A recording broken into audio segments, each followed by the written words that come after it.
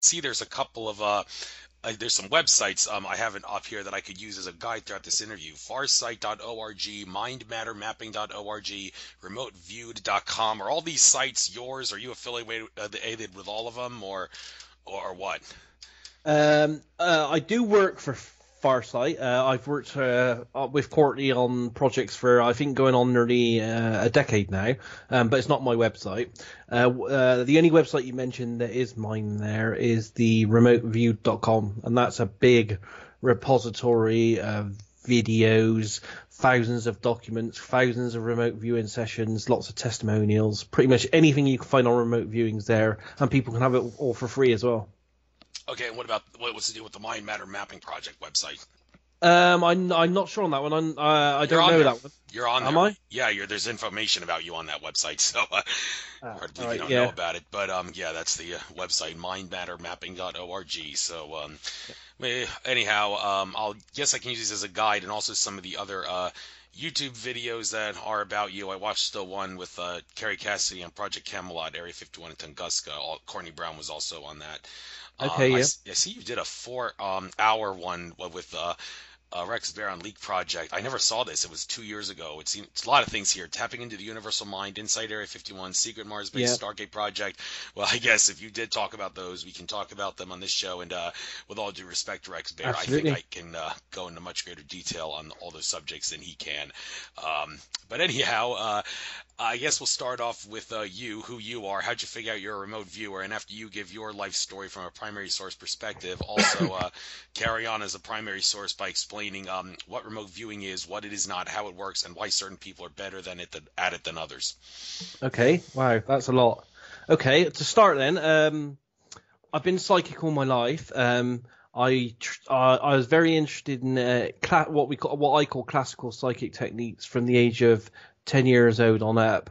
I started at 10 reading books, and I was lucky really because I was born into a household where psychic occurrences was treated as being normal instead of paranormal.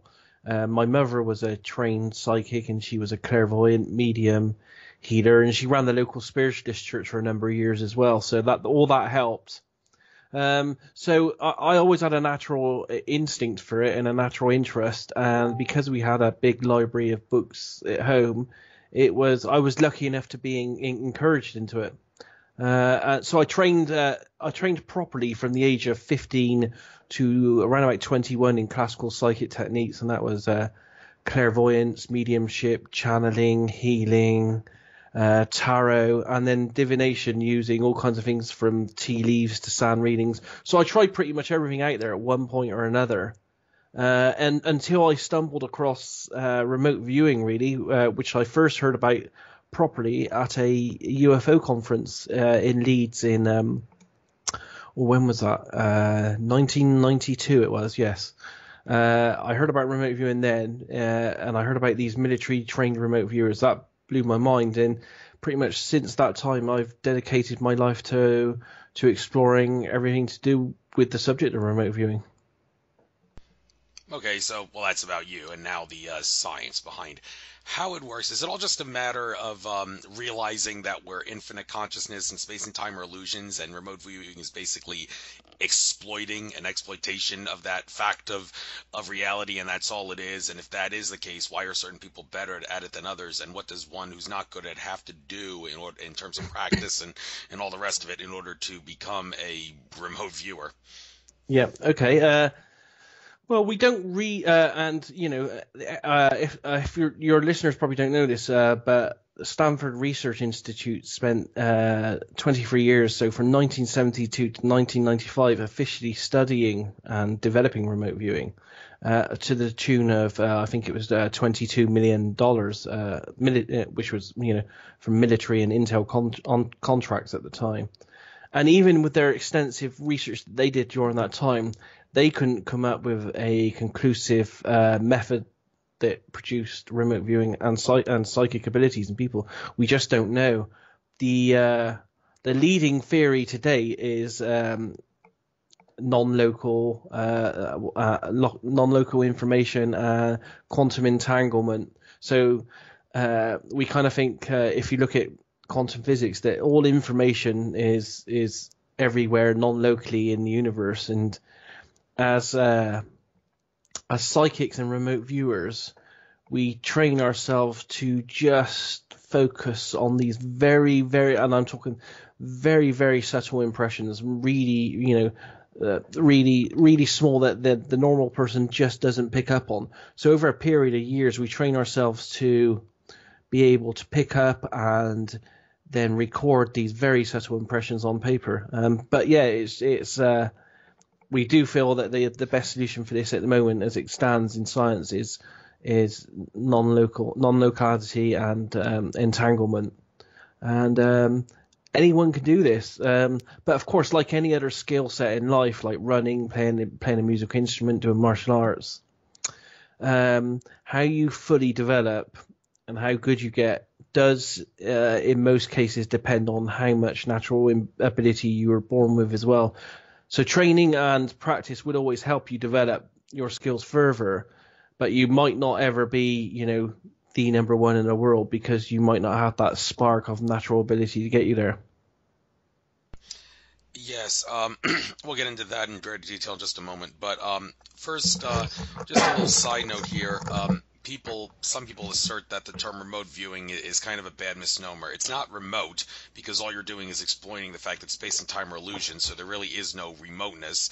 And second of all, you're not viewing. You're not actually using your eyes to see the thing that you are allegedly remote viewing. So, but the name stuck, just like the term Big Bang is a misnomer because it wasn't big and there was no bang. There was no sound. Well, actually, there was no Big Bang at all. That's also a mainstream science lie. But anyhow, that's another story. The point is, road viewing is said to be a misnomer for the reasons I just gave. If I were to ask you to use your imagination and come up with a more appropriate term for the phenomenon that's not a misnomer, can you think of a better term that can be used?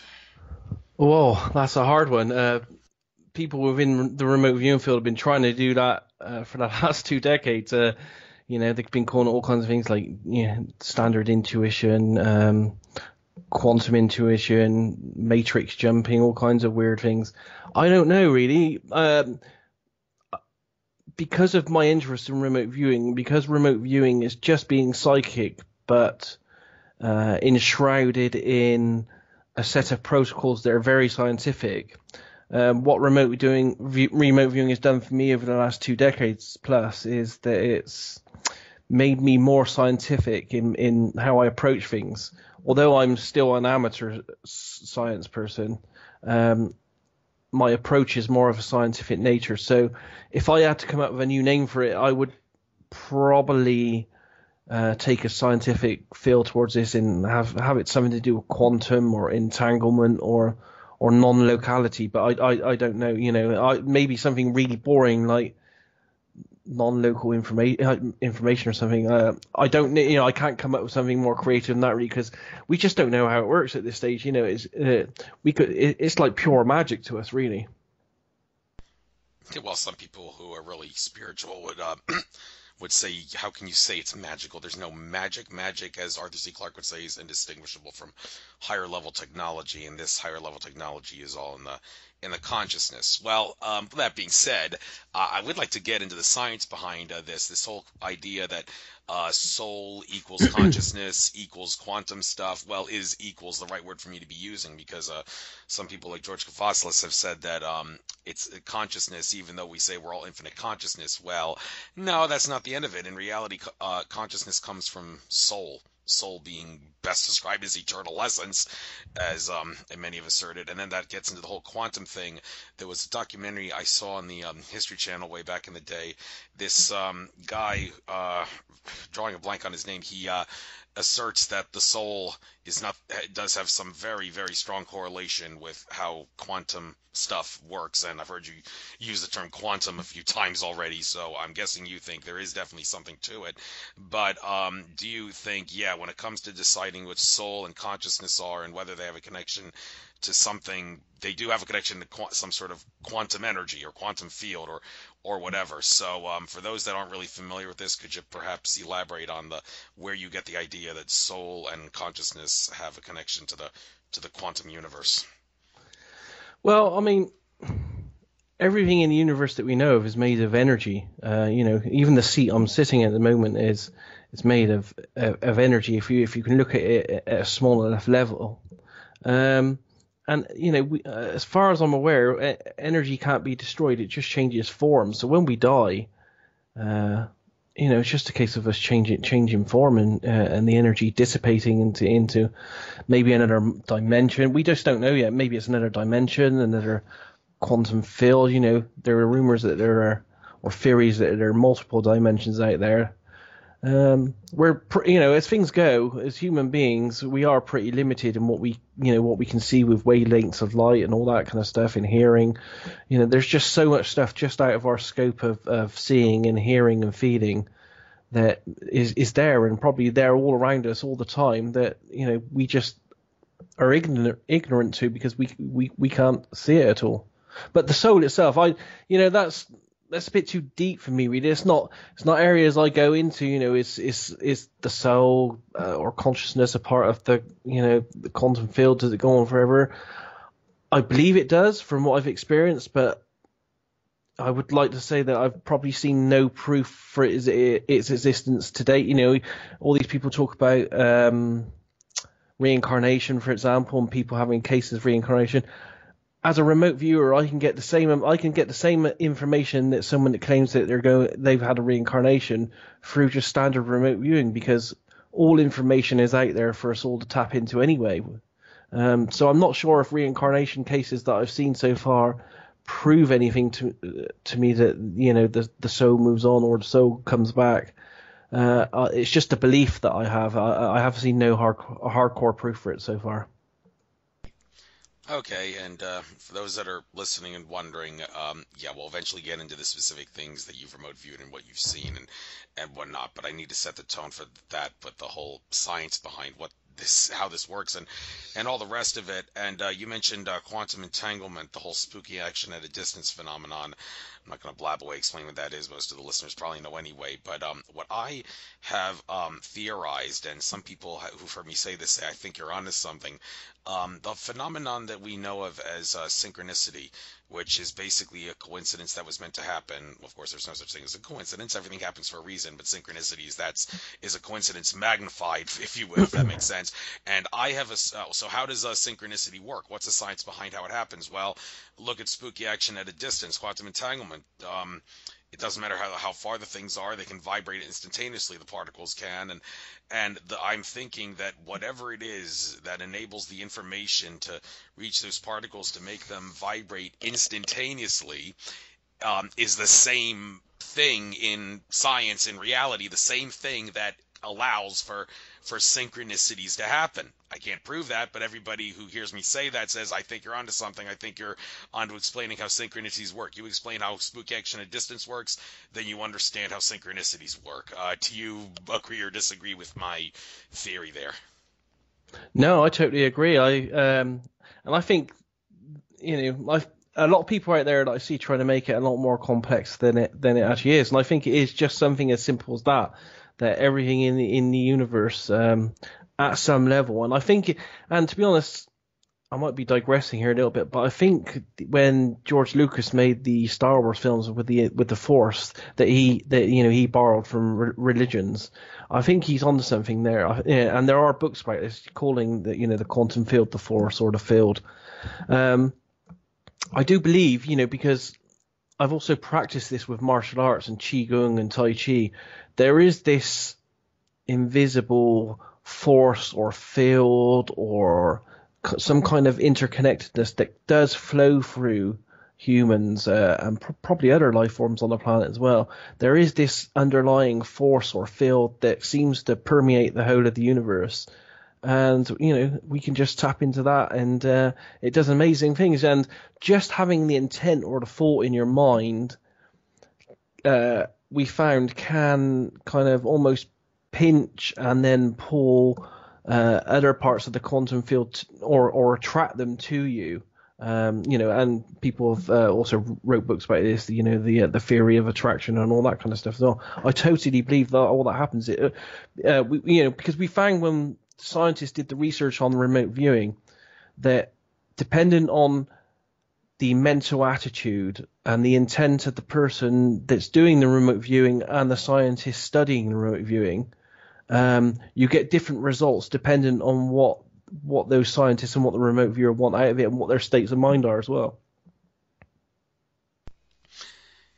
Thank you for that. Make me feel better, a little better. They're saying you think my theory's on to something. So if only I could understand a little better. But that's why I have people like you on the show to help make sense of how these things work. And with that being said, uh, like you do martial arts and all that, I do too. I take Tai Chi and Aikido, and there are some martial artists who seem to have the ability to bring like energy into their between their hands and then like throw it at someone, and even though they don't make contact with the person that they're throwing to with their physical body, whatever the chi energy, ki energy, whatever you want to call it, in their hands gets to the person, it knocks them flat on their face. The skeptics would say it's just power of suggestion that's causing the people who fall on the ground to think they're being attacked by chi. But any martial artist will tell you, no, no, no. I have the ability to gather chi energy, quantum energy, and throw it in a guy to knock him down like that. Just like the Jedis and the Sith in Star Wars can move people around and move things around with their hands. It's sort of like the same phenomenon, just different version of the same phenomenon, I guess. So, but that makes one wonder. One would think that if someone has the ability to, like a martial artist, to like handle chi energy like that, then by the same token, they would have an easier time learning something like remote viewing because they have the ability by whatever they're blessed with to get harness the force better to do things like throw chi at people and also to utilize remote viewing. But some might think, no, they're two different phenomenons. Just because you're good at one thing doesn't mean you're going to be good at the other. So what camp would you lean towards? Like, yeah, if you can master chi, then you can master remote viewing. Or do you think, no, they're not really related. It's two different things. Don't assume that just because you're good at one means you'll be good at the other.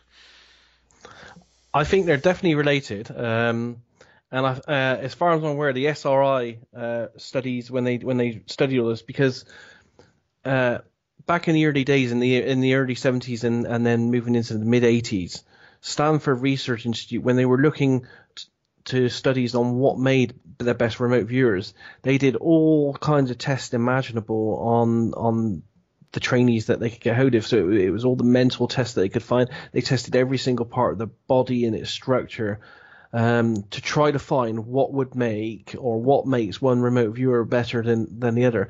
And they didn't come up with anything totally conclusive, although they did come up with some mental patterns. But all these papers are actually available. The Stargate papers were released by the CIA, I think around about 8 years ago, and you can get them online or you can buy them on CD. I have them. There's 93,000 pages of CIA documented information on this, and in there are all these studies that they did to try to determine how all this works. But there's definitely a connection, and something I have no doubt about. I have no hardcore evidence from this, but it's hinted at in the SRI files, and it's been strengthened by my own research and my own experience, is that people that are interested in things like martial arts and people that are creative in some way, so they're artists or musicians, in my opinion, seem to be better at remote viewing. And I find that most of the best remote viewers I know have an artistic streak to them as well. You know, some of them write, some of them paint, some of them, like myself, do photography. Creativity is definitely in there, and it's for me it's a big indicator that someone's going to be a good remote viewer. They have an open enough mind to be able to grasp all these new things, because make no bones about it, once you start training remote viewing, if you've never done that kind of thing before, it can totally alter your whole experience of life, because after a couple of repeated experiments, when you really do get that there are no boundaries to what you can do in time and space, I can go, you sit there and say to yourself, oh my God, this really works. I can go forward and backwards in time. I can go to anywhere in the known universe and look at things and accurately report this. Once you actually totally believe that within your own mind, it changes you forever.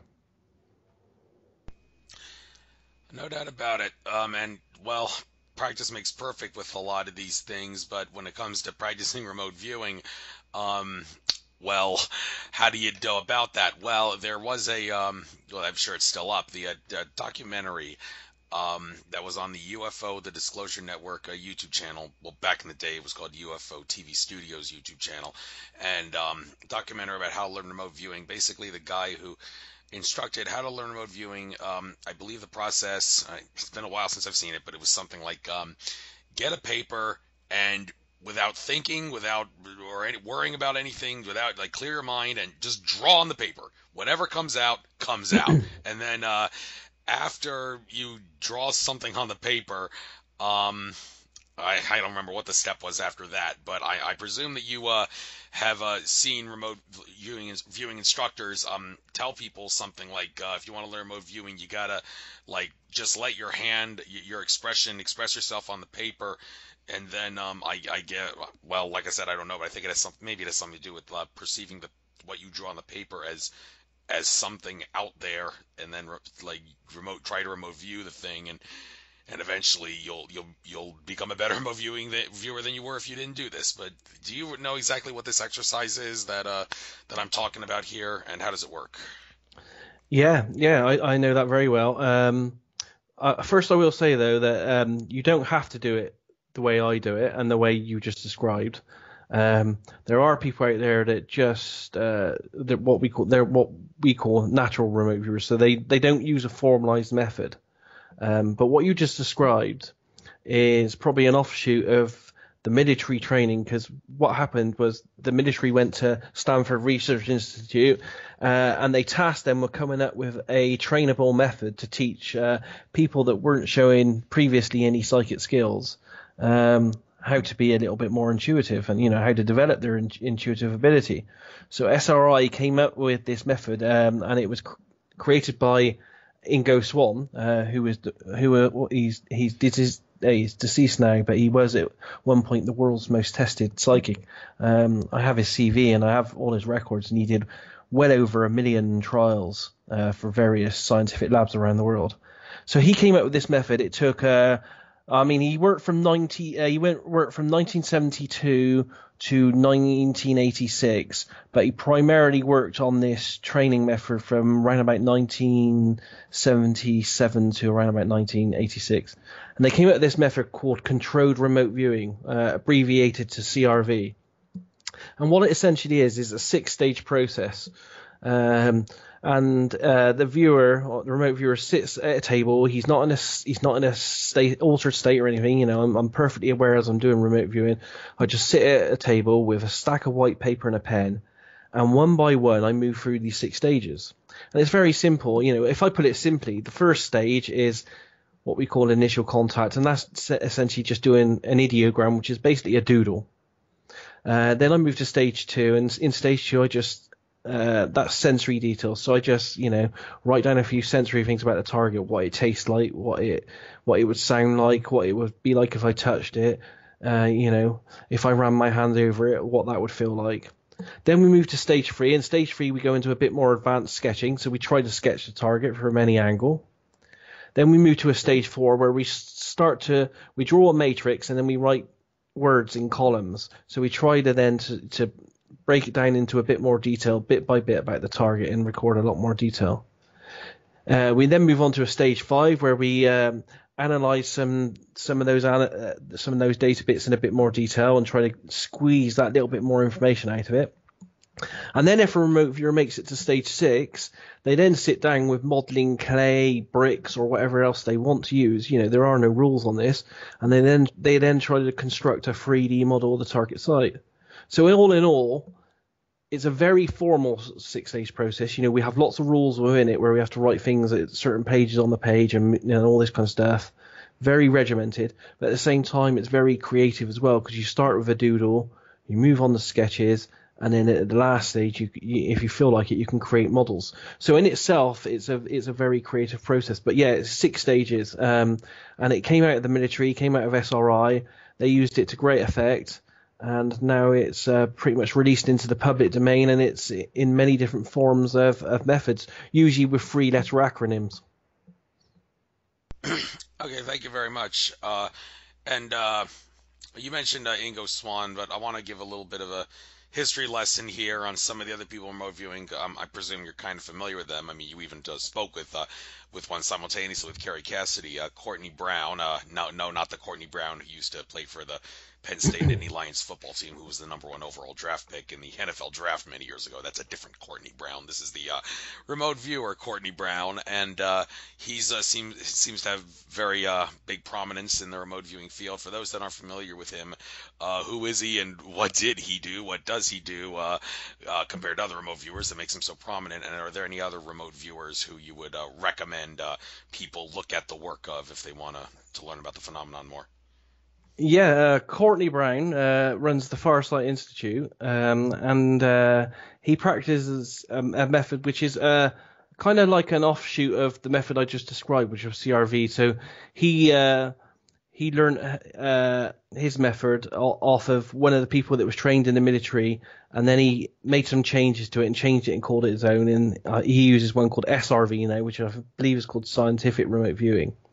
But what Courtney's mainly been doing over the last decade is he doesn't remote view much anymore. He's more like a project manager now and a media person, in that he tasks me and other groups of remote viewers on projects, which he then produces into 1 or 2 hour videos that he releases on Vimeo or on DVD that people can buy on Amazon. And it's all kinds of projects like the assassination of JFK, what happened at the 9/11 events, people who built the structures on Mars, who built the Great Pyramid, all kinds of mystery projects really that he gets people to look at, makes the media, and tries to distribute it out there. Now other people, I mean, there's too many to mention, to be honest. I'm just trying to think off the top of my head. There's many people out there doing lots of science work at the moment, lots of science projects. But there's also lots of people, credible people that are out there teaching remote viewing as well. Well, all right, cool. I'm glad there's a lot of them, more than you can actually name. That's kind of a good sign that it's growing a little bit. Just one little side note out of curiosity here. I'm looking at your Facebook page, your front avatar cover photo. You wrote artist, author, designer, photographer, and at the bottom you wrote remote viewer. The words remote viewer are kind of like faded out. It's like you're trying to downplay the fact that you're a remote viewer. Out of curiosity, why'd you do that? Or is that just something that you did, not realizing that you apparently downloaded? Are you trying to give your other occupations prominence because you want people to know you for other things? Or well, yeah, I haven't really thought about it, but that might be the case. I mean, I did that graphic quite a few years ago now. That's a nice graphic. I wasn't so open then. I've never wanted to be a spokesperson for remote viewing or be out there in the media. It just ended up me doing that because some of the other people won't. And yeah, until this last couple of months, I've never really even thought about or wanted to make remote viewing an income stream for myself as well. I've been totally against for 20 years of researching this now. Everything I've pretty much done for remote viewing, I've given for free. I published my own magazine about remote viewing. I'm on issue 16, which I'm just finishing now. And all 16 issues, I've always given them away free to people. So I've kind of tried to keep remote viewing a little bit more in the background. And I may have done that subconsciously in the graphic. Because I know without doubt, in the age we're in now, where anytime I want to go for a job or apply for a job or with a new client, they can easily do a search for Daz Smith and they can find all kinds of crazy, strange stuff on the internet. So I know without doubt that I've lost work and lost clients and jobs because of my interest in remote viewing. Yeah, all the more proof that we live on a prison planet. It's harder to get a job if you believe in truly amazing things like remote viewing, which is kind of pathetic. But anyhow, that's beside the point. I think, well, we kind of need to get into some of the things that you've looked into, and I know that people have talked with you about these things, but I guess on the purposes of this show, try to get the really core important material out. And if people want to get in greater detail, they can listen to that 4 hour thing you did with Rex Bear and some of the other things. But we need to talk about a few of these things because there's a lot of questions that remain unanswered about this. And hey, nothing wrong with getting people that do far out things like remote view and channel ET contacts, among other things, to try to get the answers to these things that otherwise would not be accessed if we didn't have people that could remote view, contact ETs, Akashic records read, and all kinds of things. So anyhow, I guess we'll start with you mentioned the JFK assassination. That's something that's kind of close to my heart because I was down there for the 50th anniversary of the JFK Yeah. assassination in Dallas, and everybody else that went down to Dealey Plaza was assaulted by federalized sheriff's deputies that day. And, I guess as a reward for that, I call it a reward. I had the privilege of eating dinner with Alex Jones and his friends at InfoWars. Call him a crazy fear porn lover. He still gets a lot of truth out, and I love the guy for that. It was a privilege to be able to eat with him after getting assaulted by those sheriff's deputies. But anyway, I'm digressing too much. The point about the JFK assassination, I mentioned Akashic Records. My favorite Akashic Records reader, Andrew Bartas, he said that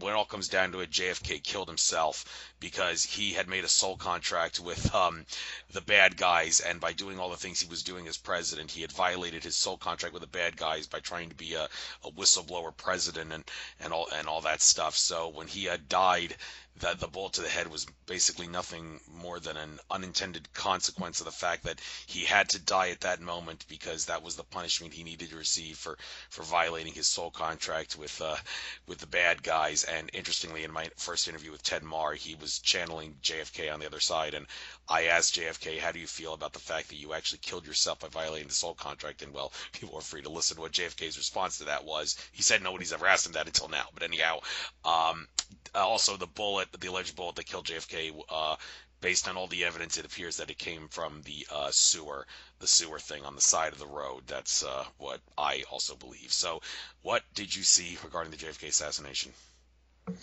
Okay.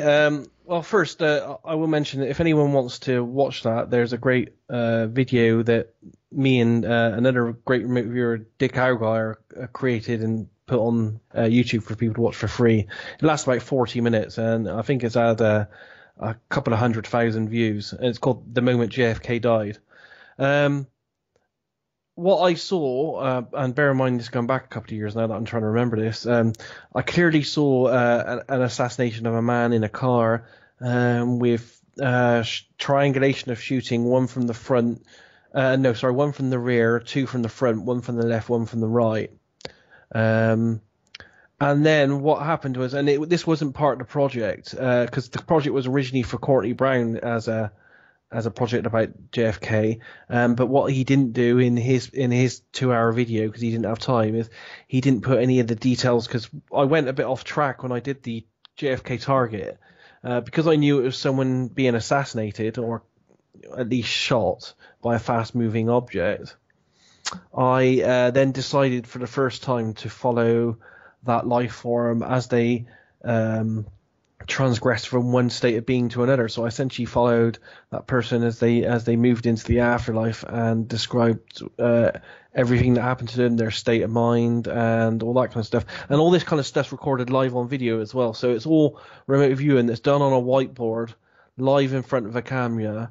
And then put out on video. And bear in mind as well that every target I work is always blind, so I didn't have no idea when I was doing this target that it was a JFK target. All I got was that this is probably I use using the Farsight mechanism. We just get a target number, so it's just like this is target 12. Tell me what's there. Okay, thank you very much for giving your take on that. I guess Tunguska, you talked about that in your interview with Kerry Cassidy. Talked about Tunguska in my interview with Nick Redfern, and it appears that the whole story about how it was a asteroid, a meteor the size of a Mack truck that exploded in the sky. That's apparently a mainstream science, mainstream history lie. Well, there's a few things that could be said about what it actually was and what it wasn't, but well, I'm not going to get into that. I'm going to let you have the glory here. What did you see regarding Tunguska? Is the official story a lie? Yeah, that was a really interesting one because I've read books on that event for years, and again, it was a blind target, so me and the other viewers didn't know what it was we were looking at when we were doing it. But and bear in mind, I'm going back again here. I do so many remote viewing sessions that I'm having to remember what I wrote.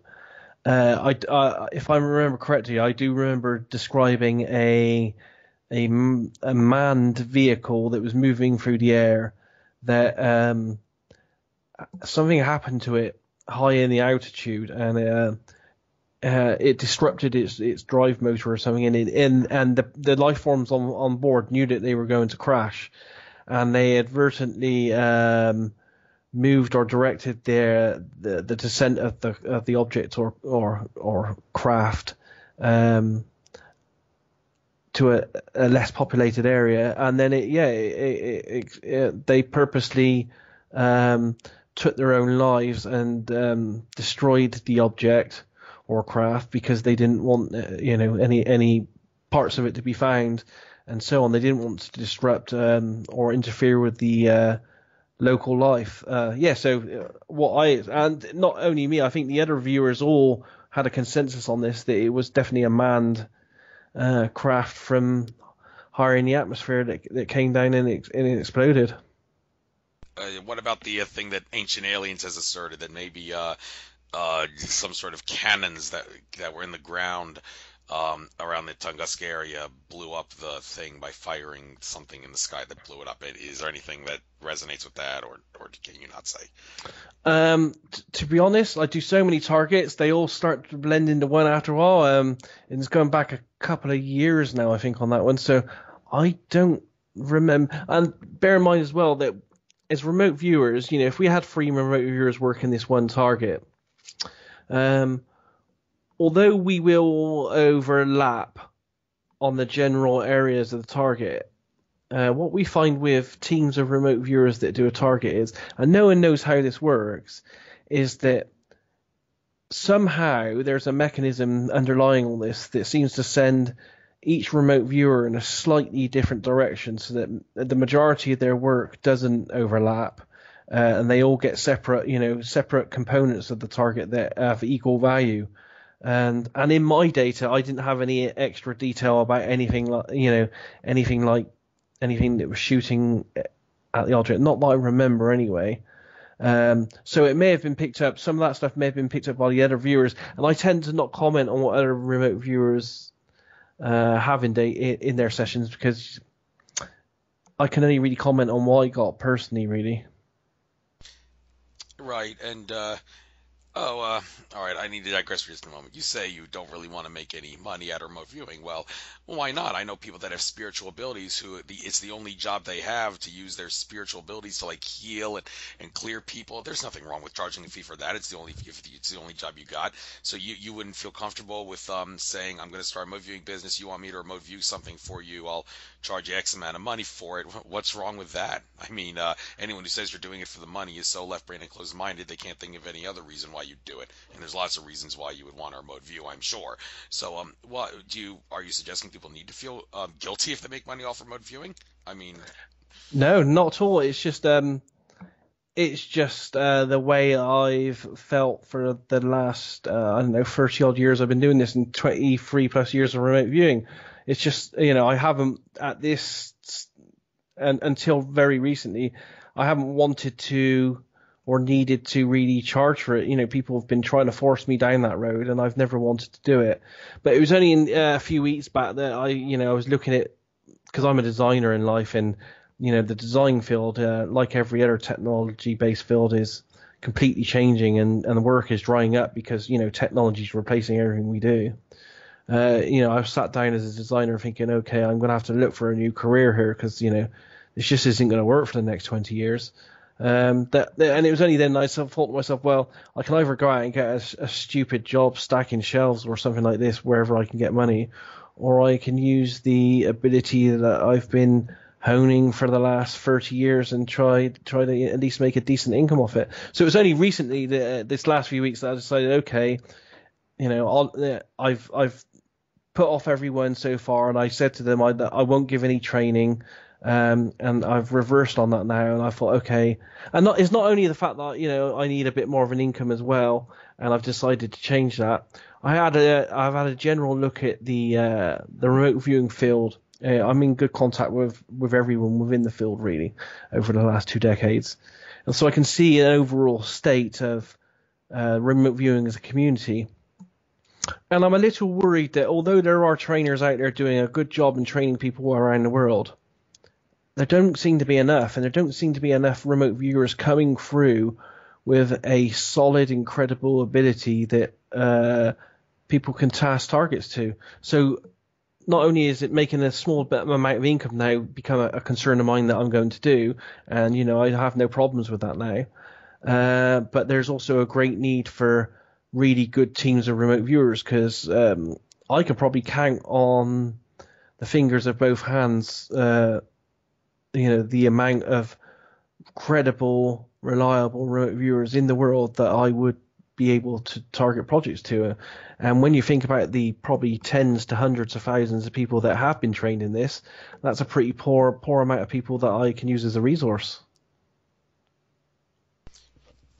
Okay, you say you have other professions like photography and such, and I want to get into the whole photography and remote viewing thing. It has one thing I see about like how to practice remote viewing, how to know if someone's a good remote viewer. Well, show them a picture of something. One example I've seen, the Eiffel Tower. Show them a picture of the Eiffel Tower and ask them to analyze the Eiffel Tower in greater detail, close up and all that. Well, the thing they also pointed out in that was the exact time that the picture was taken of the Eiffel Tower.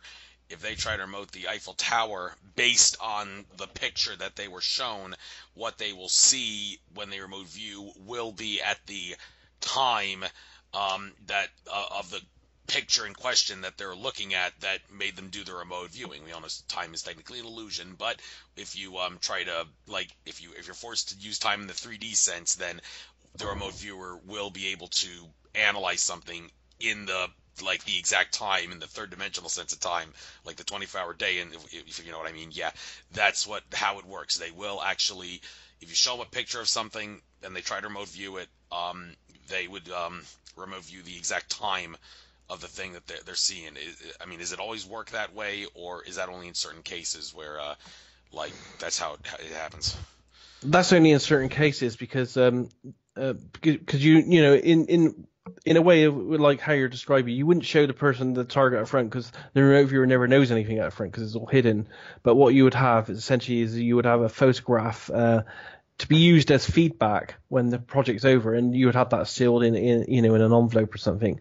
So in that case, in that scenario, the remote viewer would probably, especially, and this happens to first time remote viewers quite a lot, or early beginner remote viewers, is they tend to sometimes remote view their feedback. So they won't actually go to the Eiffel Tower and look at the Eiffel Tower and report on that. They'll look forward in time to whatever feedback they'll get, and then they'll report that.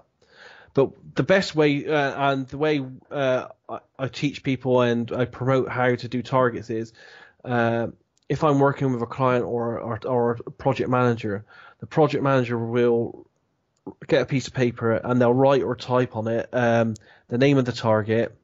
They'll write on it what the target is. So if it's the Eiffel Tower, they'll write Eiffel Tower Paris, and then they'll put hyphen man-made object hyphen, and then they'll choose a date that they want me to remote view it. So it could be at the time of construction. It could be I want the remote viewer to remote view it at the time of their remote viewing, or I want the remote viewer to look at it at the time this picture was taken.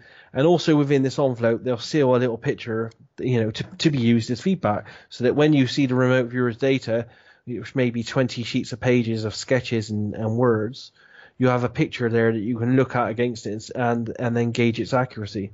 So for proper targeting, all that's done. You write it down succinctly, and essentially what you're doing then is you're recording the intent of the person setting the target as well, because doing that's important because then it gives you your yardstick to measure feedback against. You have their intent, what they actually want the remote viewer to do, securely put down on paper, sealed in an envelope, but the remote viewer doesn't get to see any of that, of course, until after the remote viewing's done, and then it's all revealed to them. Thank you for pointing that out. I guess we'll get back now to the some things that have been remote viewed. All right, let's get to the thing that really gets on a lot of people's nerves to talk about, 9/11. Andrew Bartzis mentioned as a Akashic Records reader, he said that its most complex novel, 9/11, was a massive timeline incursion. I mean, timelines do interact at the spiritual level in our reality all the time. It's just that on 9/11, it happened at such a large rate that you could actually perceive it with the five senses. There actually were a few inconsistencies in 9/11 that can be explained by virtue of understanding there's a timeline incursion. But that's the complex thing. There's a lot of questions that remain unanswered about 9/11, like what kind of technology was used to dustify the buildings. I mean, there's been the whole idea that nanothermite could have done that by itself. No, it couldn't. I mean, it's possible nanothermite was used to sever the building columns and also to create the Wile E. Coyote cutout of the plane that allegedly hit the tower, but didn't. I'm going to get to that in a moment. That was the nanothermite was used to make that little cutout, some assert.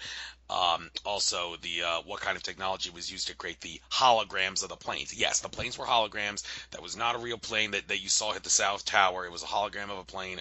But there's been a debate as to whether or not it was a UFO that could mask as a plane, or was it like airborne projectors like hovering over the Twin Towers that projected the hologram of a plane. Some have asserted it was actually the latter, the people that can literally channel higher realms, but was it really? I don't know. And also what justified the towers? It wasn't nanothermite. Was it a direct energy weapon death ray on a space-based platform in Earth's orbit, or was it actually like mini nukes and like a nuclear bomb planted below the building that helped with that, like some Russian guy named Dmitry Kolozov posed pretty compelling evidence for? And of course, Flight 93. Did Flight 93 get shot down, or did it land in Cleveland? Yeah, that's a whole thing that the second edition of Loose Change, even though they later pushed the theory it was shot down early on, they presented compelling evidence that it actually, Flight 93 landed in Cleveland. And of course, does that tie into the whole 9/11 being a timeline incursion thing? Like maybe in one timeline it did land in Cleveland, but in another one it was shot down. So I'm babbling a lot about this. I'm going to let you set the record straight here, if you can. What did and what did not happen on 9/11 from a remote viewing standpoint? Okay, bearing in mind that remote viewing, and I would never claim remote viewing is 100% accurate. I think only two of us were at this project for the Farsight Institute, myself and Dick Howgire. And I think we both reported that we felt that it was planes that hit the towers. But we also had other stuff as well. I think we both reported, and I know I did in detail, that there were teams of highly trained men with spotters that had previously, what's the wording for this? Bear in mind, I remember back a few years on this target now. They previously infiltrated the towers and had set demolition charges. Well, I think it was demolition charges I recorded. And I went into great detail about what these teams looked like, how they moved, what their code names were, all kinds of detail like that. And then we had other targets as well. One of the other targets was what happened to WTC7. And I think we got that was a controlled demolition on that one as well, using the same teams of people to do that kind of stuff. And there was some confusion over what hit the Pentagon, because I seem to have indicated in my remote viewing that I felt that it was a missile, and I wasn't sure whether I was just trying to describe the plane that was being used as a missile, or if I identified that it was actually a missile. And I think Dick also, the other remote viewer, also claimed that it was a missile attack on on the Pentagon as well. And I think that was the only targets we did. I think it was the towers themselves, WTC-7 and the Pentagon. I don't think we looked at the other plane that went down. But essentially, it was, we both got details of a massive cover-up. And we detailed the people behind the cover-up as well. We both drew the people sat in their suits in their boardrooms. And described where they came from, described the actual teams of men on the ground that were planting and doing all the dodgy stuff. Yes, and yeah, so we described all that in great detail. Again, blind to the target. We were told by Courtney that we would never do 911 as a target, and he hoodwinked us with that one. Okay. I shouldn't be chuckling because 9/11 is no laughing matter. Of course, you can't help but laugh at the extreme absurdity behind the official story. But since you mentioned that thing, yeah, the thing about the missile, that's another thing that remains unanswered. Like, they say there's no evidence for a missile. Well, there's certainly evidence bombs went off of some sort. A missile is a bomb, but people seem to be confused as to whether or not it was a bomb that was flying straight towards the building or just, there's that big circular hole in the C-ring. The fact that the hole is circular like that seems like something that you would need a missile bomb to create something like that, and not just a bomb that randomly blows up there, which is going to cause something other than a circular shape. But anyhow, all I right. tell you, what if anyone is interested though, what I have done is, and I've only done this for my 911 project, is that I took every single page of my remote viewing, all my sketches and details, and I actually published that as a big, massive format book, and that people can get on Amazon. So it has all my sketches and all my data, all my raw data from all the remote viewing from the 911 sessions in there. All right, and you say that what you saw in the remote viewing, it was planes that hit the towers. Well, I'm asserting that it had to have been a hologram. The scientific method, you can actually use a scientific method to show that it's a piece of cake to prove that they had to have been holograms.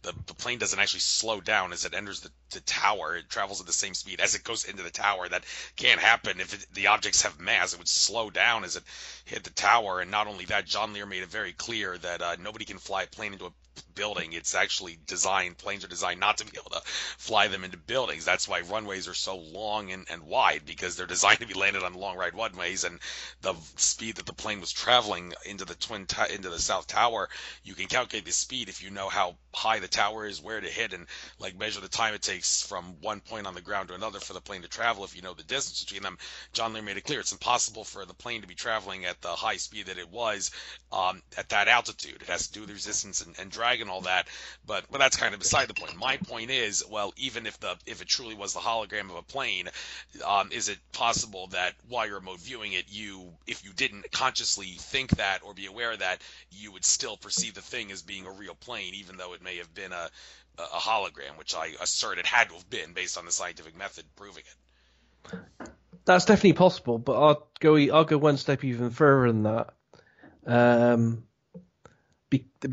And this is why no one should trust the results of remote viewing unless you have very good feedback, solid feedback information, because a remote viewer, and I have multiple examples of this, and one I did recently, I can go into a bit more detail if you want, but a remote viewer can just as easily pick up and describe what the tasker wants the target to be.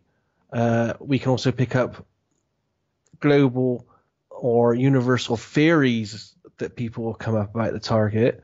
So anything out there that's ever been thought and done about the target, a remote viewer can pick up on and not be able to differentiate that between that and actual physically real data from the target, which is why it's essential for remote viewing to really only be used on targets where you have enough solid feedback information to verify the remote viewing data. Because we don't know, where I'm accessing, because there's no boundaries. I could just be getting my information from Courtney, who set the target, who may have a preset belief in his mind of exactly what happened, and I may just be parrot fashion telling him what he wants to hear. Okay, thank you for pointing that out. Guess I we'll. can give you an example if you want. Recently, Sure. to clarify this, um, I set 10 remote viewers on Facebook. I asked for volunteers. 10 people volunteered to do a target, and what I did was I created a fictional UFO event in my mind, so it only existed in my imagination. I created this event in my mind. I just sat at my table and said, "Okay, in my head, a triangle UFO is going to come down. It's going to land in a field. An alien's going to get out, and he's going to walk hand in hand with a little girl with blonde hair. She's going to look like Goldilocks. They're going to have an interaction, and then they're going to get back in the craft and fly off." And it only existed in my mind. I didn't write this down. I didn't distribute it or anything. It only existed as a thought in my mind. I gave that a target number and gave the target then to the remote viewers. So they were totally blind. All they had was the number. Every single one of the 10 remote viewers did a remote viewing session where they drew in detail a triangle UFO that came down, landed, and they talk about what metal it was made of, what it sounded like. So they came up with all this hardcore data, which looked like a real target, and they couldn't discern it from a real physical target, even though the target only existed as imagination in my head. Interesting. A good example there. I like glad you pointed that out. Like to discuss something else regarding what other remote viewers have seen, and the phenomenon that some remote viewers have witnessed, where something that they're remote viewing knows they're being remote viewed, knows it's being watched. Jim Mars, may his soul rest in peace, in his book Alien Agenda, he talked about remote viewers, remote viewing extraterrestrial headquarters, galactic council bases, if you will, from entities of higher level consciousness. And they allegedly, several remote viewers consistently viewed like ziggurat-like structures on some far-off planet, very spiritual, like Greco-Roman ancient temple-like, but of a much higher light quality and all. And there was like a table in the middle of the ziggurat-like structure that looked like a Greco-Roman temple inside. And that the remote viewers allegedly said that some alien ET, whatever you want to call it, entity, seemed to notice that they were being remote viewed, and the entity was like, "Congratulations on finding the headquarters of the ET Council. Now get out of here." And then, like, their remote viewing session got shut off. Like the ET had whatever they're channeling somehow had the ability to shut off their remote viewing session. Also, I've tried to postulate the idea. I say, hey, if David Icke is right about reptilian aliens masquerading as our political and corporate leaders, then why don't we use remote viewers to see which of our political and corporate leaders are actually reptilian aliens hiding behind the holographic mask of a human being?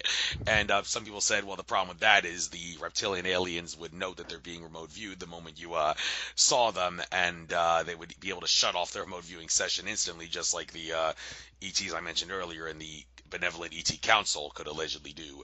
So are you in any way familiar with this? And would you, if someone did try to hypothetically remote view a politician to see if he's a reptilian alien, to prove David Icke right, if you will, then the reptilian alien would be able to shut off the remote viewing session at will?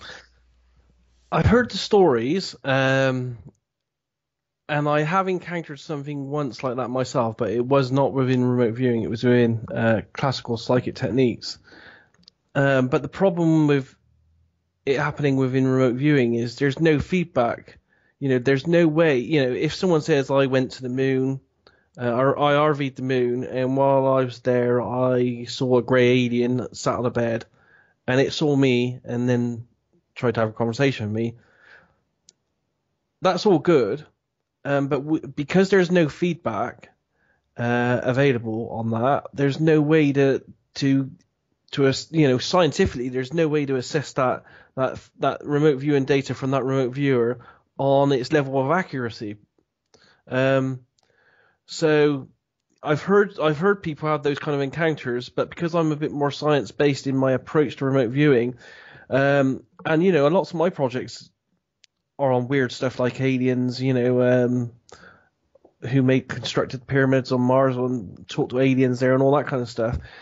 I find the information interesting, but at this point in time, I just have to say it's interesting but unverifiable. And until it's verifiable, it's I class it in my I don't know what to do with this folder.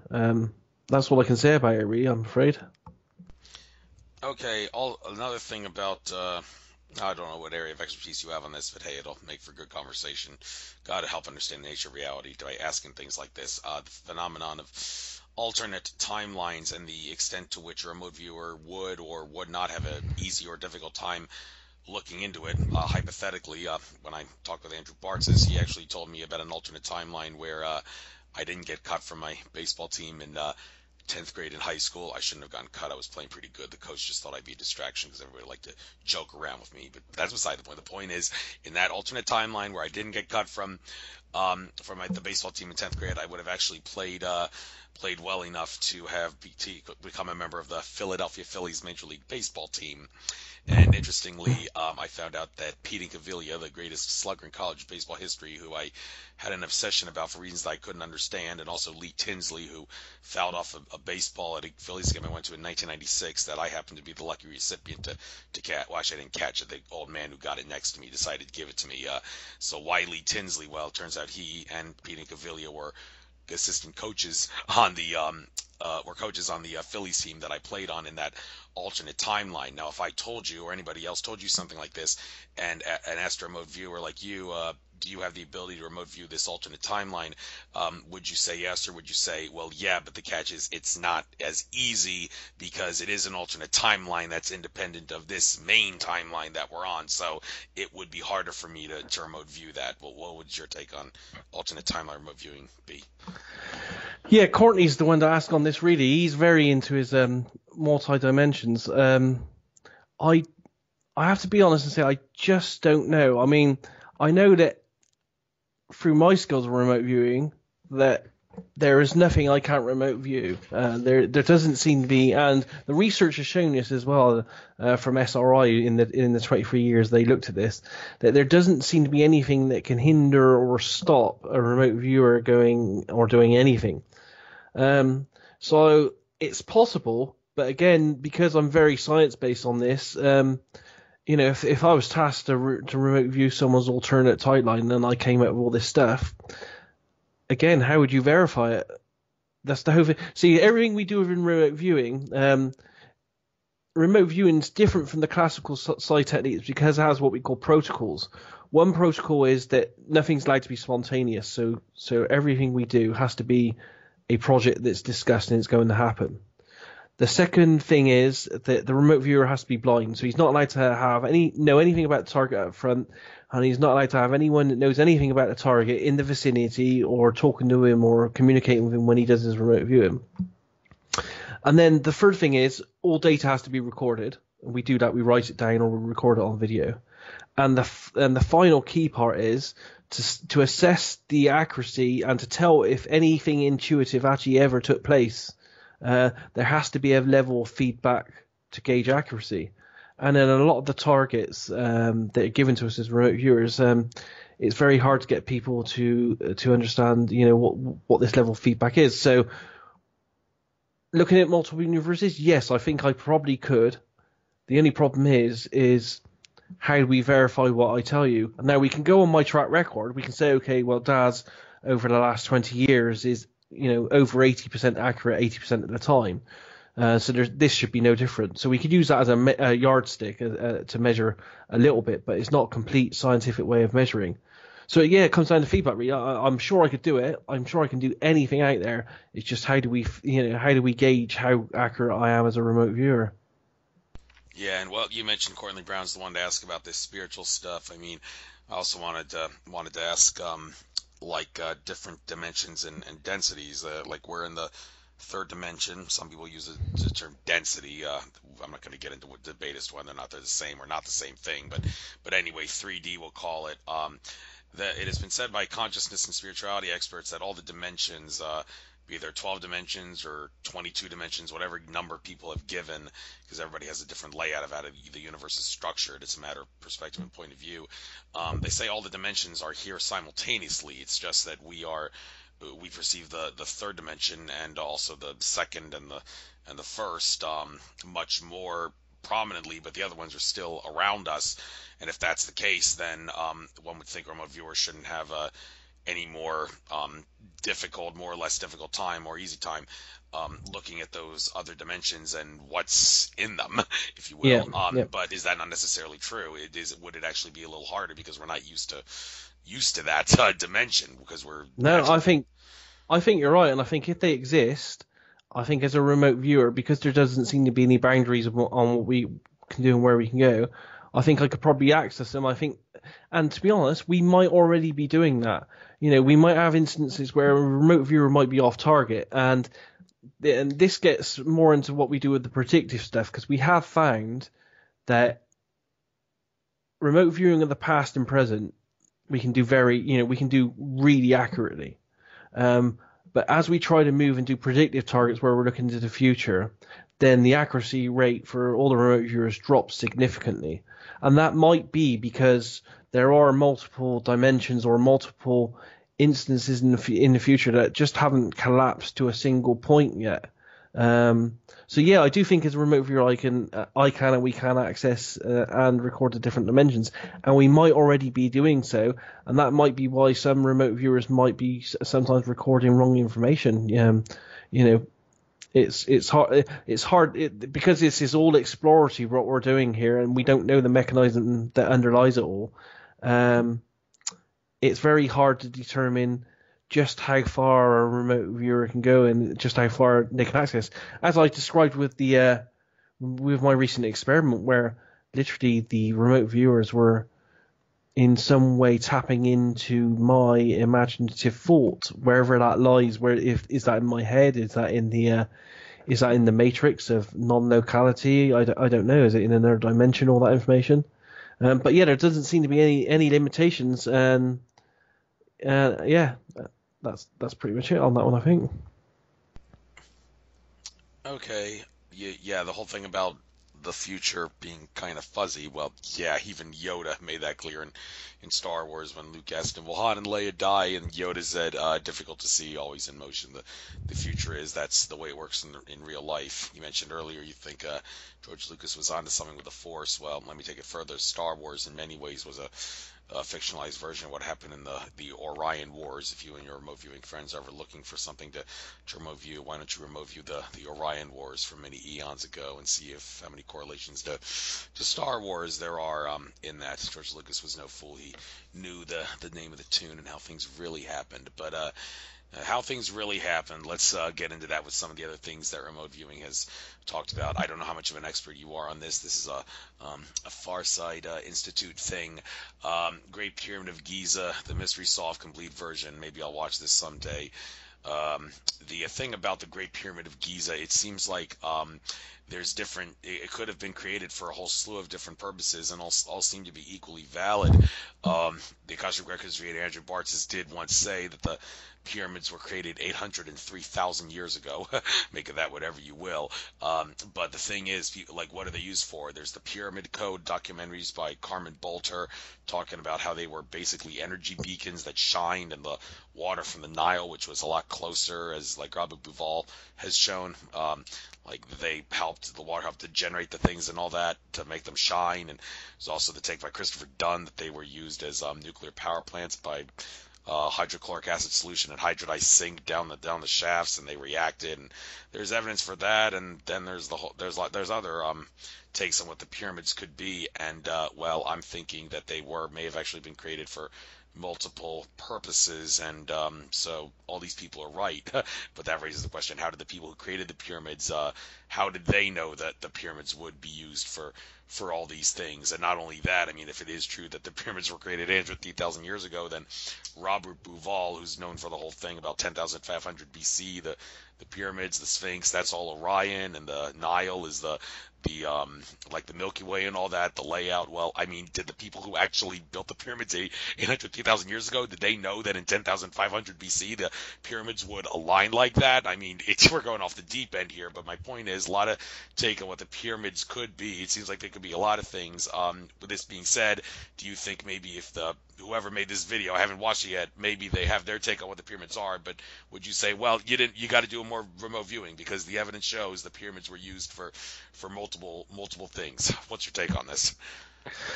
Well, let's go back a few years on this one. From my recollections, we weren't directed to look at what the pyramids were used for. I think we were just directed to look at how they were constructed.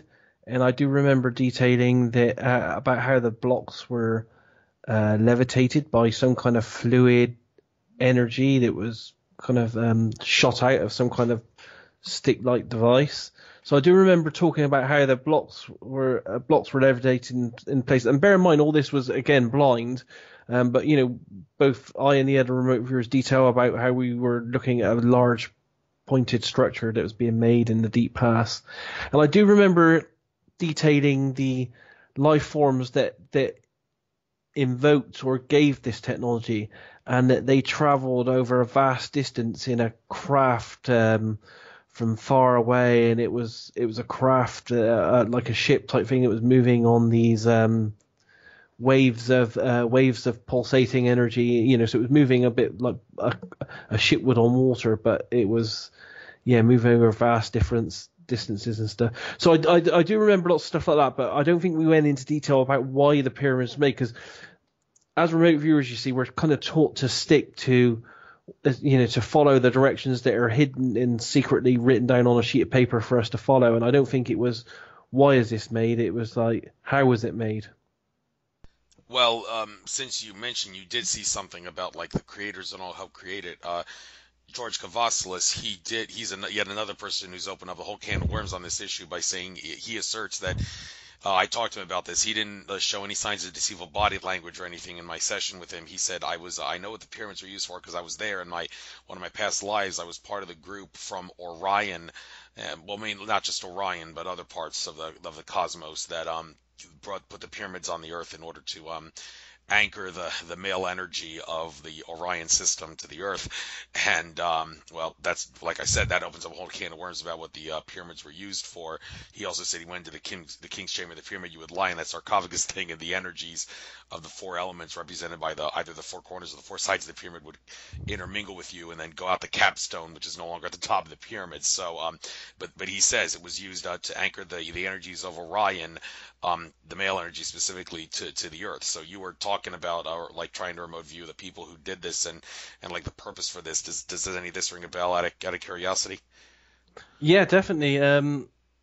But I can't remember it in detail because I think my main focus when I was looking at the pyramid was the how they moved the blocks and the actual energy behind the mechanism for moving the blocks, which was this, as I said, this floating kind of pulsating energy that acted like I want to say like a buffer between the ground and the block.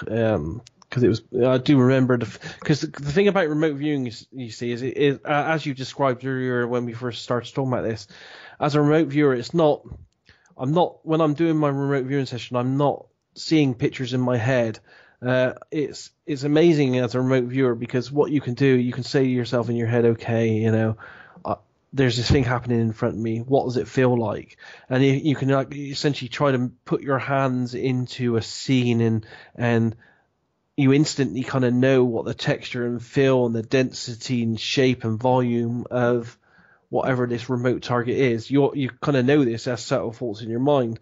So I spent a lot of my time focusing on the energy themselves. I can't remember too much, if I'm honest with you, about the life forms. I do remember they travel great distances in ships. I think Dick, the other remote viewer that worked the project, he might have gone a lot more detail into the life forms that gave the technology that helped create the pyramids. As I said as well earlier, that somehow the mechanism of remote viewing divides the task up between remote viewers, and you tend not to get too much of an overlap. Where I focused a lot on the technology about how it's constructed, and he focused a lot more on the people behind the construction. Thank you.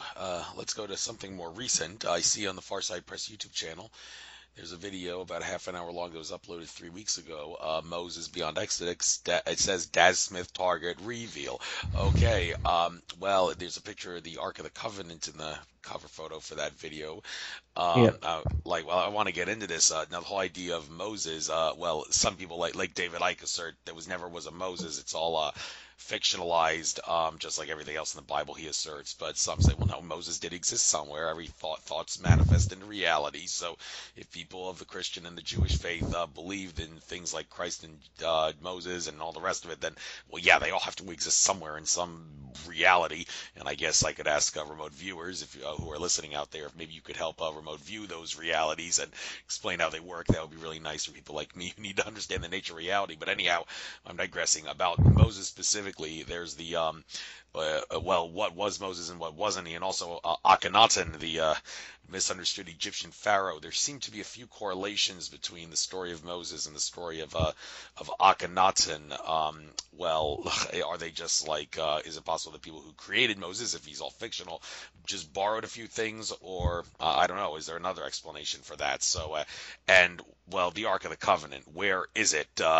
Well, there's a whole new can of worms. Some say it's in Ethiopia in some temple. Others say it's in a hole in Oak Island off the coast of Newfoundland, in like eastern Canada, in the Atlantic Ocean, that nobody can get into.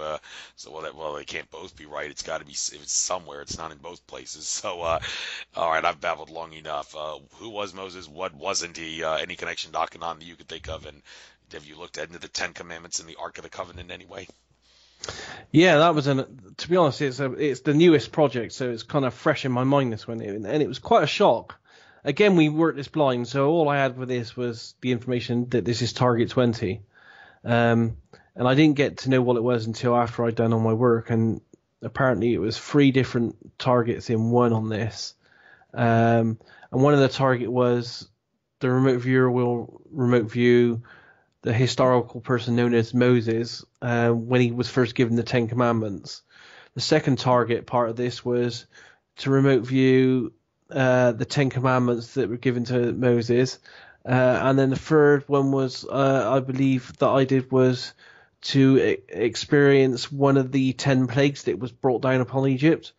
So bearing in mind, I don't know what I'm remote viewing when I do these projects. I find this project really kind of confusing because at one point I'm describing this, I start off describing this what I call an ancient artifact, which was hidden away in a box because it was powerful. So I had this ancient artifacts that people were carrying before armies. It was hidden in this box, and essentially it was exuding this energy. It was like a powerful weapon, but it was also a communication device with God. So I'm describing that at one stage, and then the next time I'm revisiting this, I'm describing some kind of war or conflict between 2 races of people where they're using some kind of biological weapons, and I'm like thinking to myself, what the hell is going on with this target? But yeah, essentially, I picked up an artifact that came from all I can say is it came from the skies or it came from heavens above. It crashed or landed on Earth in some way. It was revered. It was powerful. There's energy off it. I could actually feel it was almost like it was nuclear. It had this real energy, and I could feel the particles, the power, how it could damage. And it was used as a communication device between man and God. And I could see all these kind of life forms like angels and all kinds of things in play on the periphery. It was stored in this box. And we even described locations where it was stored. And one of my locations, now that I know what the target is, looks to me like it was the dome on Temple Mount at some point, which kind of possibly does link in with Templar mythology and all this kind of stuff. So yeah, it was an ancient artifact hidden in a box, carried before armies. This artifact was fought over the centuries. People wanted it because whoever owned this artifact and this box became more powerful. It was, as I said, it was a communication with God, whatever God is. I didn't describe what this God was, but I did feel that there were these angel type creatures that were protecting and attracted to this box and artifact at the same time. So yeah, the data did seem to correlate, and with what we know from Bible stories about Moses and the Ark of the Covenant. Other than I kind of picked up on a connection with the sky and God and stuff, and I think Dick might have gone a stage further and had a lot more of an alien entity dimension to that. I didn't, but he had a bit more of that. Yeah, thank you. And well, little homework assignment I have for remote viewers. I mentioned those two places where some people say the Ark of the Covenant could be the temple building in Ethiopia, and also the hole in the ground in Oak Island. If anybody Yeah. wants to remote view those places and find out what's actually there, there's a little Well, homework assignment for you. So, any I comments on did. that? I did do as a special for a TV channel that wanted to do a series. They tasked us blindly with a target, which I did live on video for this film crew, and I've actually uploaded it to my website. The paper session that I did, and after it was all done and the filming was all wrapped up, they told me what the target was, and it was the Oak Island target, and it's on my remoteview.com website if you want to have a look at it for download. It's one of the ones at the top under examples. Um, and I do some really amazing sketches which are 100% accurate. Bearing in mind I was totally blind for this target, I didn't know what it was. But there are sketches that look exactly like a cross section of Oak Island with all the platform levels and all that kind of stuff. Um, but I also detail the men that were hiding a great revered treasure within the Oak Island pit, or within this pit that I had at the hole underground, and it looked like to me they were carrying some kind of chest like thing. So it could it could either be a chest of treasure, or it could either be a chest that has the Ark of the Covenant in it, or something like that. You would have to look at the data and make your own information on that. But that's what I got in this session, and it's there as I said. It's on my remote viewed site, and anyone can download it and look at it themselves. All right, so, well, if the Ark of the Covenant is in Oak Island, then those people at that temple in Ethiopia have a lot of questions to answer. Why have you been lying to us about what's in the temple, as some have asserted that's what the Ark of the Covenant is? And, well, whatever the case, let's switch gears here because we got other things to talk about. Well, first, let's talk about specifically about the government's program. Maybe you alluded on this earlier, but anyway, I want to talk about in greater detail the CIA Stargate files background. I'm looking at the page on your website, Project Stargate, the collective umbrella name for the U.S. government-sponsored remote viewing program. It seems that the agencies in question mostly are the CIA, the NSA, and the DIA. Arguably, the NSA is the big boss of the other two organizations. But you got a bunch of names here. Not going to name them all, I guess. I'll let you get into that. But is there anything about Project Stargate that you'd like to elaborate on that you feel is worth touching? Love exposing those government conspiracies. Yeah, it was an amazing project, and we wouldn't have remote viewing without it. As you said, it's called Project Stargate because that was the last name it was given, but it went under a whole series of other names as well, like Grill Flame and Center Lane, Sunstreak, and so on. It was initially set up by the CIA in 1972 with a £50,000 grant to Stanford Research Institute because they'd heard the CIA had heard rumors that the Russians were experimenting with psychics and getting good results, so they thought they'd give it a trial as well to see if there was anything in that. They gave them the initial 50,000, found that SRI did come up with some really good results, and that essentially led on to the next 23 years of combined research, whereas remote viewing was used for pretty much every intelligence agency within the United States and probably other countries as well. They did some amazing stuff. They worked for presidents. They found down helicopters. They found top secret submarines that the Russians were working on. There's so much data in the Stargate files. And the good thing is, for anyone that's interested in this, the CIA, although they've held back loads of stuff as well, and a lot of it's redacted, they have actually released 93,000 pages of information on the 20 years of this research. So anyone can access this and look at it and see the actual reports, the remote viewing. And they did some great stuff. And you will find some detractors that say, well, if it was that good, why did they close the program? But what they don't understand is that every single year for that 23 years that this program was alive, multiple times each year, it had to go through oversight committees. So it had to go through an SRI oversight committee, then had to go through an independent scientific oversight committee. Then, because it was funded by intelligence agencies, military, and Congress at times, it had to go through congressional oversight committees. And every single year, the data was so good for 23 years that it continuously got funded year after year for 23 years. So that tells you something. And the debunkers will say, well, there was nothing in it. But you can't fund a program like this for 23 years continuously with all those oversight committees if they weren't finding value in the information. Yeah, I can't argue with that. So let's go to some of these other subjects that deal with remote viewing. Remote viewing Roswell, the 21-year wait. That's the title of a 1 minute 38-second video on YouTube that was uploaded a year ago. It says Daz Smith explains why he had to wait 21 years to remote view the Roswell crash. I guess you can answer that question now. But what did you view at Roswell? Let me just point out that in my interview with Stan Friedman, he did talk about Roswell in great detail based on stuff that you can prove and deduce based on incontrovertible and in-your-face obvious evidence. Just thought I'd point that out. But what did other remote viewers have to say, and what's this 21-year thing all about?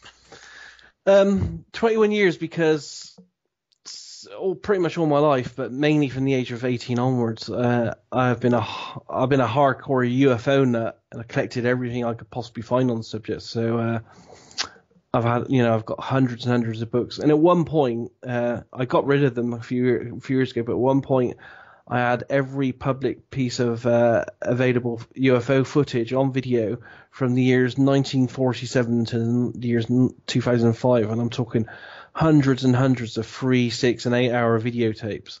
So I was a bit of a UFO geek. I had tens of thousands of pages of freedom of information documentation, loads of research, photographs. I had archives of the stuff.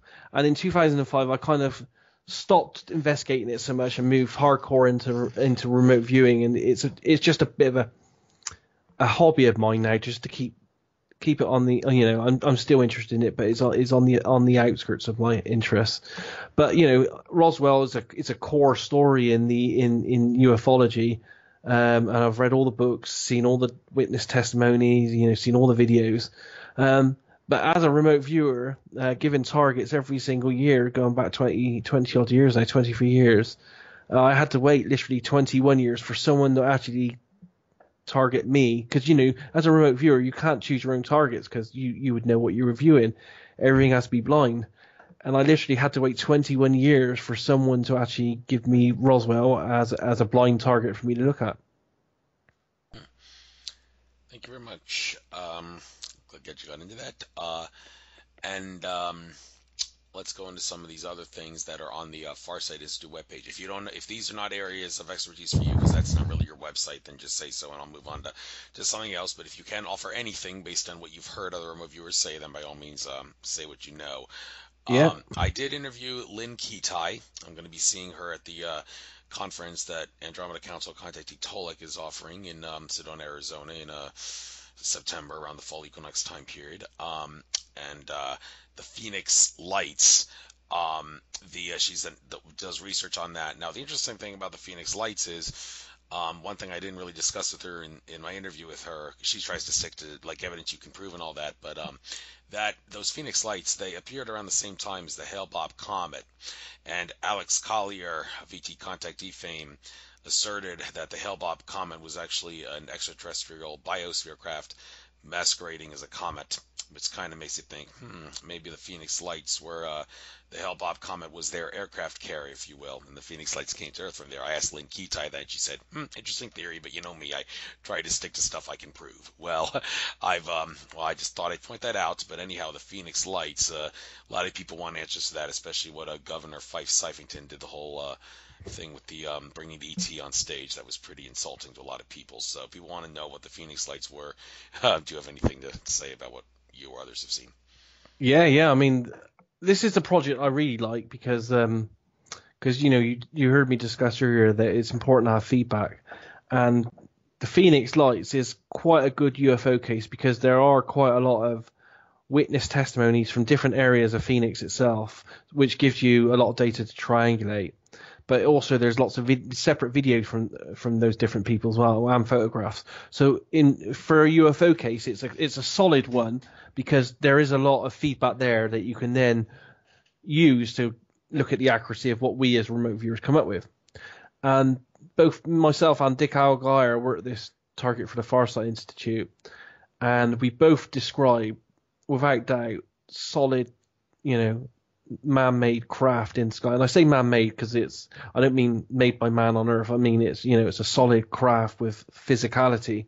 But I believe we might have talked that these craft had dimensionality about them as well, so they can move in dimensions and time and all kinds of stuff like that. We went into detail about the life forms actually in the craft, their intention, what they were doing. I can't, to be honest, because it's a few years ago, I can't remember too much about what we picked up on that because I do too many of these type of targets. But at the time and after we got feedback and we knew what this target was, it all correlated, really well with the lights that we're seeing in the sky. The sketches me and Dick do live on camera are a perfect match for the Phoenix environment. The city lights, the mountains in the background, the craft in the sky overhead. It's a really great case, really great data that does seem to tally and confirm that this was definitely some kind of ET-driven technology that was accidentally happening over the city of Phoenix. Yeah, that's something about that craft that did not appear human-like or Earth-like in its in the way it moved and all the rest of it. So, okay, moving down the list here. Aliens on Iapetus mention Comet Ison being a biosphere masquerading as a comet. Iapetus allegedly is a biosphere masquerading as a moon. It is like a Death Star. Well, not really Death Star, but you get my drift. That equatorial bulge around Iapetus, that's not natural, as Jim Mars asserted in his book. And I just finished reading Norman Berggroen's book, Ringmakers of Saturn. He mentions all kinds of crazy things about Iapetus in that book that show that there's definitely something un-moon-like about that moon or biosphere or whatever. Well, I'm sure there's aliens on it and a lot of the other moons of Saturn. But anyhow, this is Iapetus specifically. Anything to say about aliens on Iapetus? To be honest, I can't remember too much about that one. We are going back a few years with that one. I have a bit of I have a bit of a problem with this one because it's one of those targets that's hard to feedback on. I could say all kinds of things about what I saw there, but we'd never, at this point in time, we don't have enough feedback to be able to determine whether it's true or not. But I do remember the data did seem to indicate from both remote viewers that there were definite structures on some kind of remote planetary surface. It seemed to be like some kind of forward operation type base type facility there that was, I don't know, watching or spying or something, as far as I remember. But again, it's hard for me to confirm on that one whether the data is valid or not. Well, thank you for being honest with that. So, okay, how about Martin Luther King? I assume that this is similar to JFK in regards to the assassination. Martin Luther King's Jr.'s family was convinced that James Earl Ray, the alleged patsy, was not the one that murdered him. The evidence shows he was definitely murdered because he was gonna help fight for freedom, among other things. But what specifically about Martin Luther King? I presume it's the assassination, but there's other things here. Well, sure, let's get it out. What's this about? Yeah, I'm sorry, I can't help on that one. I didn't participate in that project. I don't know why. Maybe I was working on other projects for other people. But yeah, I know nothing about that one. I haven't even seen the video of that one, to be honest. The one below that, Adolf Hitler. David Icke asserted in his books that like the whole story about Hitler being hooked on methamphetamines, and that's why his speeches were so violent. Nah, that's actually a cover story to conceal the fact that the real reason he talked like that and got so ravey in his speeches was because he was actually being hijacked by malevolent archon entities, and he would have certainly had the genes for it because he did have Rothschild connections. David Icke, in a couple of his books, in the appendix, has a chapter Hitler was a Rothschild. But anyhow, what is it about Adolf Hitler that's pertains to this? Yeah, it's funny you were saying all that because that might, from my recollection, that might tally with what the other viewer Dick Aguilar got when remote viewing Hitler. I'm not sure I picked up any kind of entities like that, but we both clearly were describing some kind of very mentally unstable, violent person. It was because this was a different target, you see, because we'd never been targeted before to psychologically profile someone. So we spent a lot of time. I know we're not physically actually in someone's head, but we spent a lot of time kind of mentally connected to the thoughts and the feelings and the intentions of Hitler as a person, and it was quite a hard target to do because as you can imagine, a lot of that stuff, even though it's very subtle feelings, it's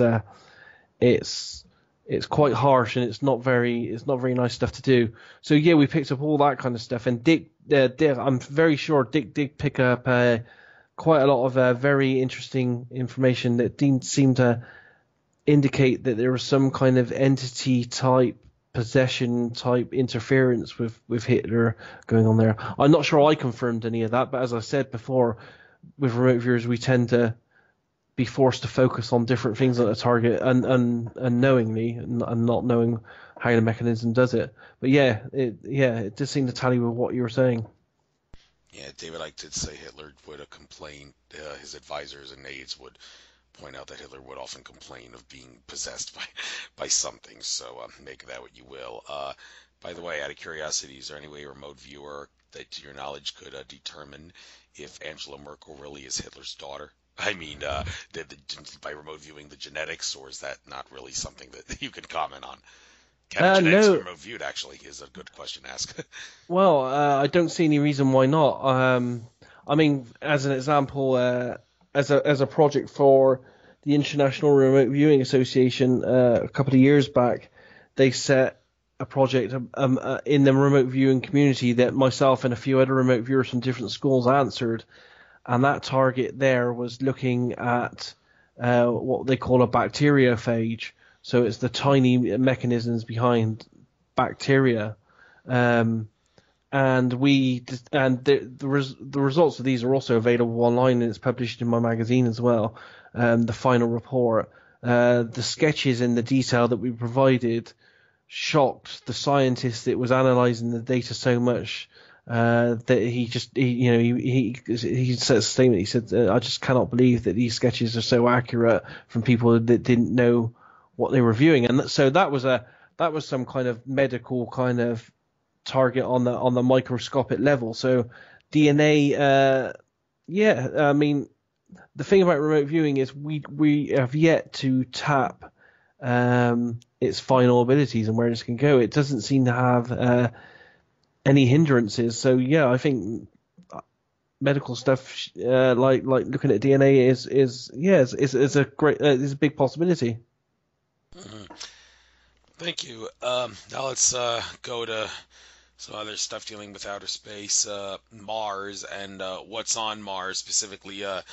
Cydonia. I mean, Richard Hoagland, give him a lot of credit for talking about Cydonia. I mean, he's kind of chicken and cowardly, if you will, and some of the things he wants to, or doesn't want to, I should say, expose because he thinks humans can't handle the truth. He's actually acknowledged that, but he's at least willing to expose something about Cydonia and say, well, yeah, it kind of looks similar to what you see on Egypt. And is there anything else here on Mars that you can talk about? Because Mars, a couple things I want to point out. Project Camelot, Kerry Cassidy and Bill Ryan, when he used to work with Kerry Cassidy, there was a program on TV that had only one episode on the True TV channel, same as the Conspiracy with Jesse Ventura, same channel that airs on. They had an episode where it was about Mars and the people they spoke to in that program, Hoagland, Andrew Bashago, and Brian O'Leary, and a few others. Among the things they started, Mars, the surface is not the reddish color we're led to believe. It's actually more like the desert of Arizona. The sky is a baby blue color, and you can survive on the surface of Mars without a spacesuit. I mean, it would be a little harder. I mean, because there's more dust and it's there's not enough, as much oxygen. So you'd eventually get like some pain in your muscles and all that from the lack of oxygen. But you don't need a spacesuit. And whatnot. It's not as cold as we're led to believe. Some of us asserted. So can you confirm any of that stuff in what the Mars and remote viewers have found, and what else? I don't know. What's that all about? Oh, the Mars thing, that's going back a few years. Yeah, I do remember very intense feelings that the atmosphere was different, and this is one of the key things when I was, because again, this is recorded live on video. This is one of the key indicators to me straight off the bat that I knew it wasn't doing a target on planet Earth, because I intuitively knew, that it would be very hard to breathe in that atmosphere. But our main focus on Mars for this target and this project was to look at the alleged face on Mars, and then try to describe, whether this was a man-made structure or whether it was a natural structure. And I think both us as remote viewers went into great detail about how this was an absolutely definitely constructed man-made structure. I believe we both went inside the structure and described the kind of facilities and the areas underground. I'm not sure we described any life on this one. It's going back a few years, so I can't remember on that.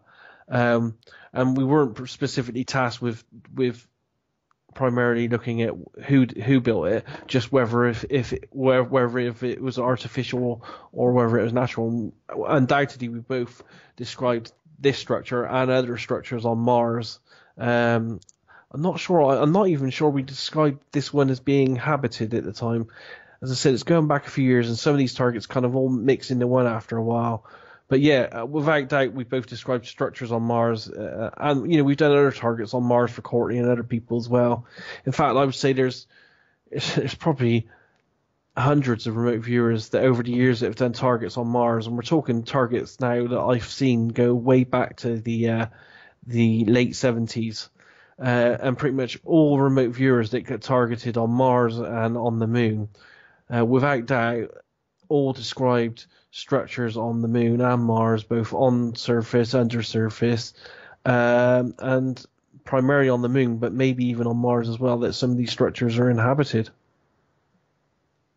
Yeah, and the whole idea that the far side of the moon is like really, really covered with a lot of bases and all that.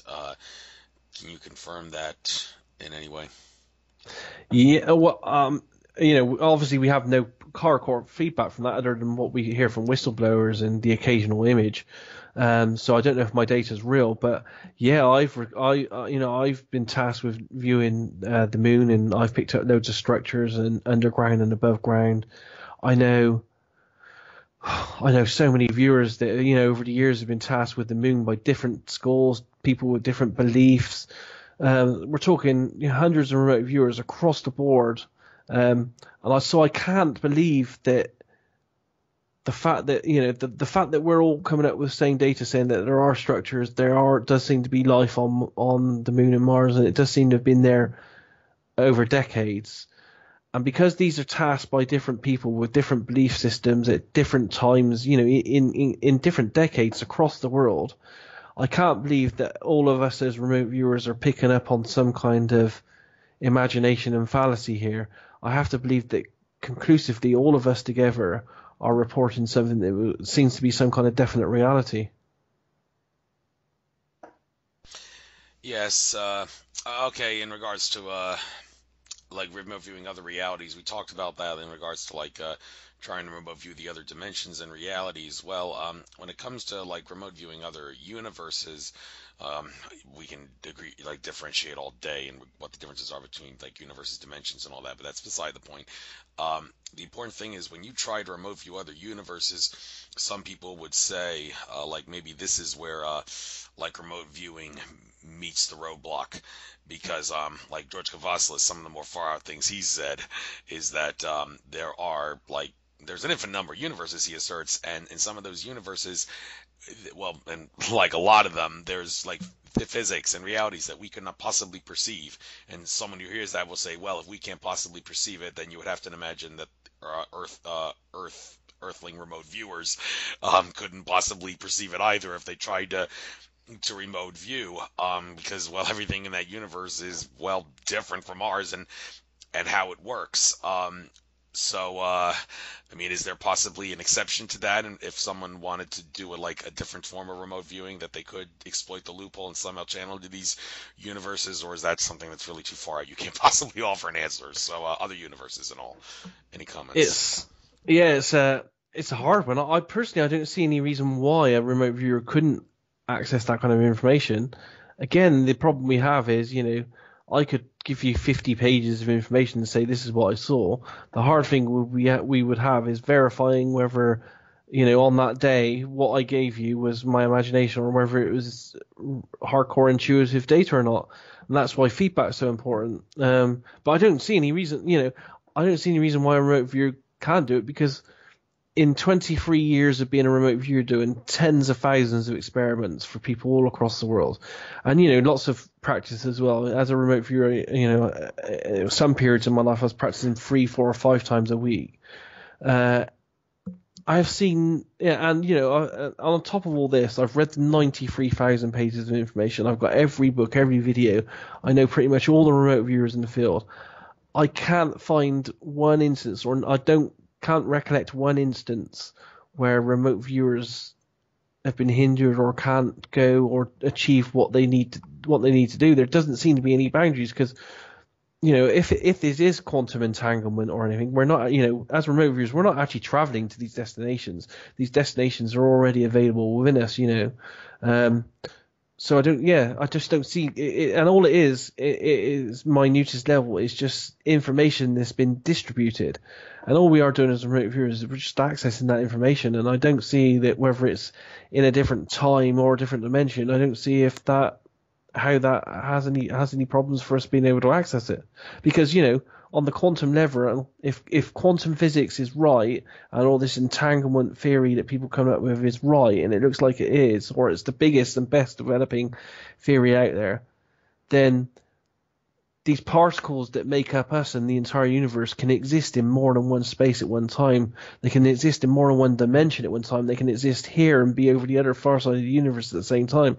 So yeah, I think it's all accessible. It's just how we would check it for accuracy. Yeah, of course. One would say, well, there's got to be a way to connect to those universes. Otherwise, George Cavazos wouldn't have known that they exist. How did he find out about them? Well, his answer would be, I don't do research like through the internet, and all I get my answers through my heart soul essence. And whether my heart soul essence tells me the answer is right, I mean that doesn't mean he can answer any question he wants. I once asked him, "Do you know which moons in our solar system are artificial?" And he said, "No, I don't. That's not information that's causally connected to my heart soul essence." So, well, apparently the information that shows other universes are comprised of things that we can't adequately imagine somehow is. So, well, maybe someone could put him on the spot and ask him how that's possible, but that kind of falls out of the realm of this interview. So, let's get down to some other things that have been remote viewed. We've got about 10 minutes to go.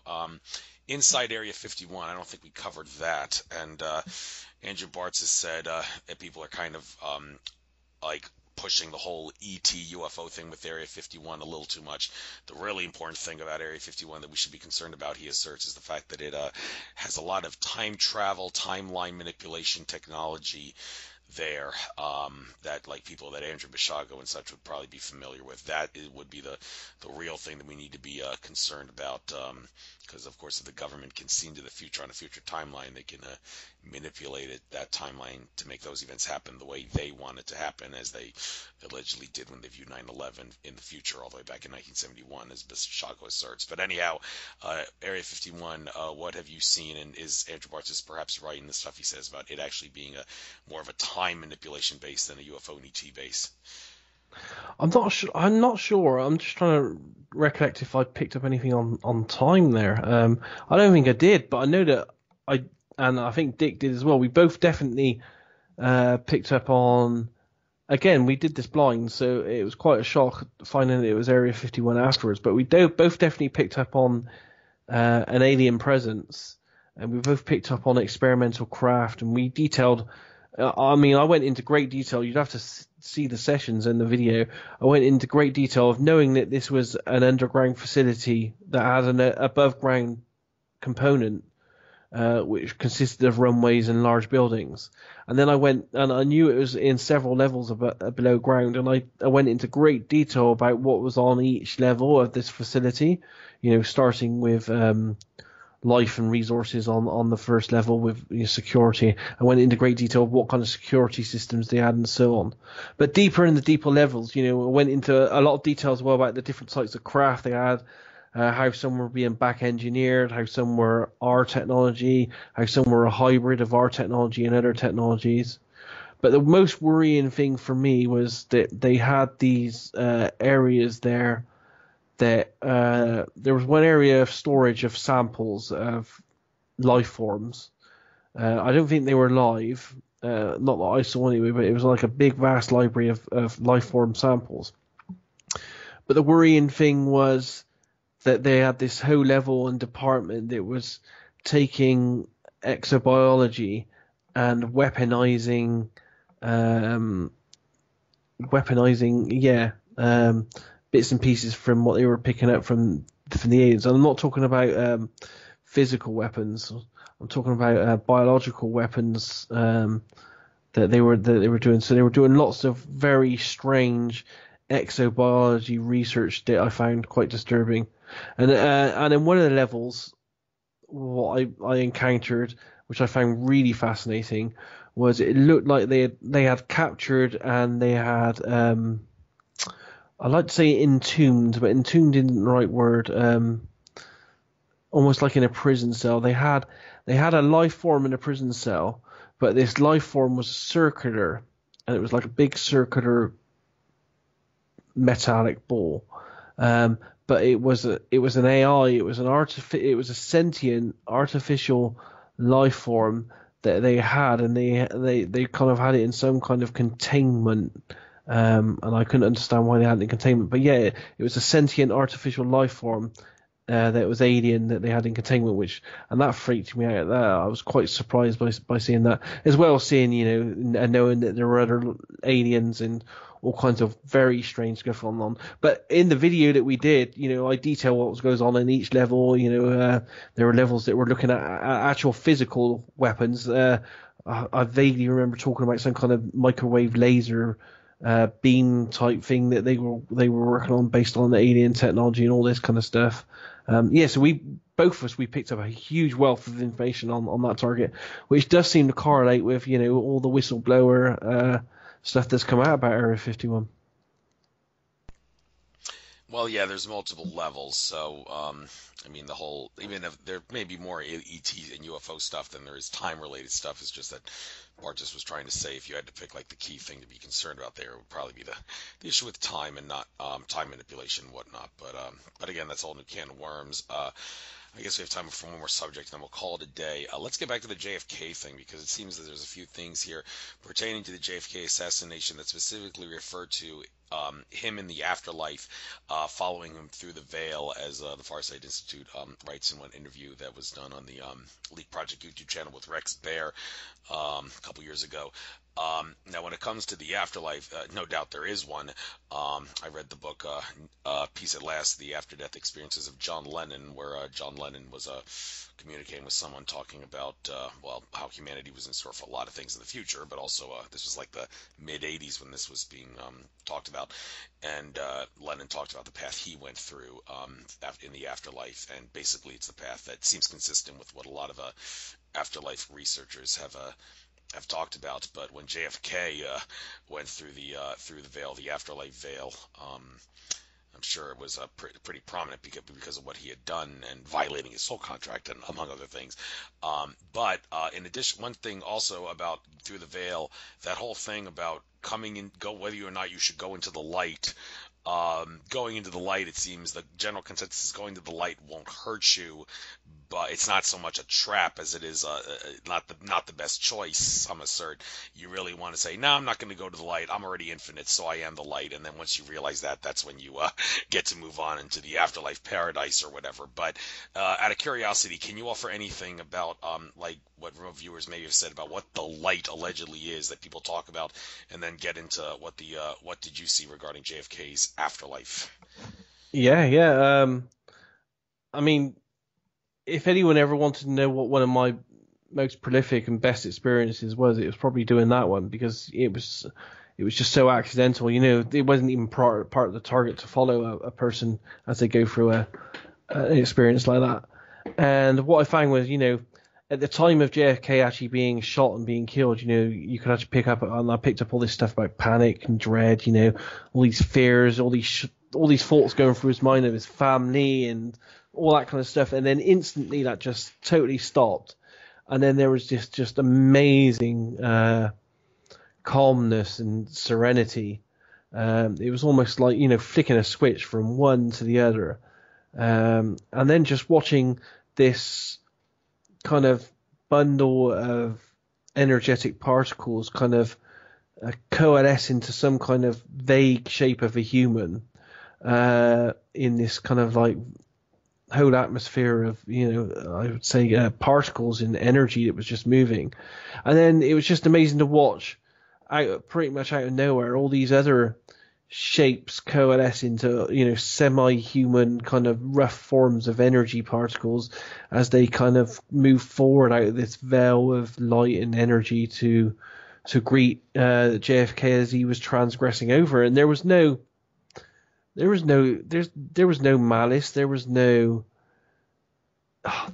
human type emotions other than love and peace that was there at all, really. It was just, you know, I didn't sense any feelings of regret or any emotional states other than just pure serenity from everyone involved, and it was just a great place to be.